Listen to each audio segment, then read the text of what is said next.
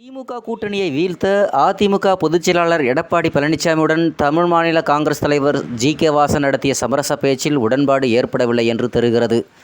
தமிழக பாஜக தலைவர் அண்ணாமலையின் என் மண் என் மக்கள் பாத யாத்திரை நிறைவு விழா பொதுக்கூட்டம் பல்லடத்தில் வரும் 27ஆம் தேதி நடக்க இருக்கிறது.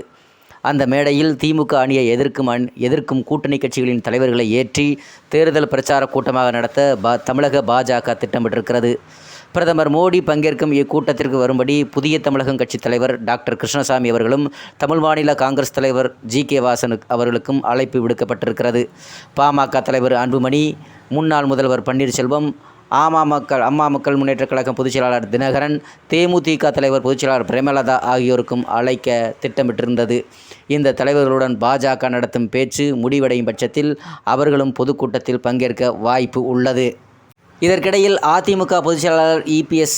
அவரது சென்னை வீட்டில் ஜி.கே.வாசன் சந்தித்து பேசினார். இந்த சந்திப்பு 40 நிமிடம் நீடித்தது.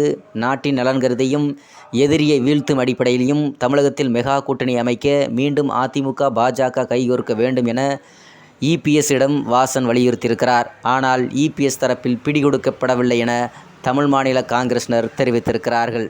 நன்றி, வணக்கம்.